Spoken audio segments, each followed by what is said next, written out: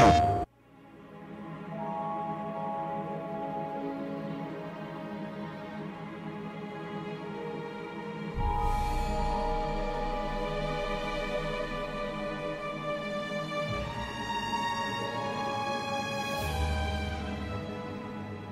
Order 1886 is a very character-driven, third-person action game set in an alternate history London. We felt like the Industrial Revolution was a really good opportunity where a lot of what we know today kind of comes from that time period as far as like technology is concerned. So it seemed like a really good opportunity to start to take science and the Industrial Revolution and really infuse it into the weaponry for a video game. Great! We're in position! About time!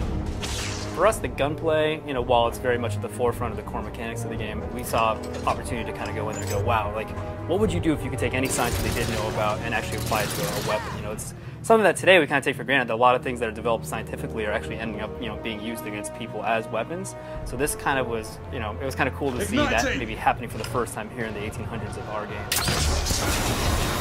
The PS4 was an interesting machine to start working on. It gave us the ability to do what we thought was kind of lacking in previous gen, which was really kind of crossing the boundary of believable characters in a video game. We're getting close to really being able to kind of, get out of the uncanny valley and let people see these characters emote and speak and feel in a way where you don't feel like it's a game anymore. What now? Lafayette, monocular.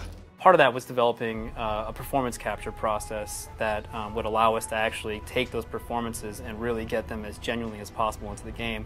So we developed very complex head rigs that are carried in the game. Our game characters are actually the same in cinematics as they are all the time. So when you're in cover and you see Jim Scrunchie's face, it's like, that's the same guy, same face, same joints in the head as you see everywhere in the cinematics. It starts to kind of really blur the lines between what is cinematic and what is game, which is why we call the game film. Like, the whole game feels like a movie.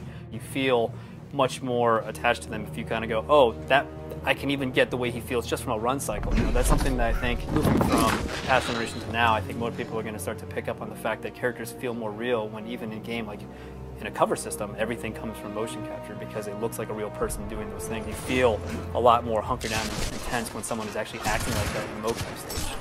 We have a really strong vision for the game. We just want to make sure that it's done right. So we have an early 2015 release for the game, and it's going to be exclusive to PlayStation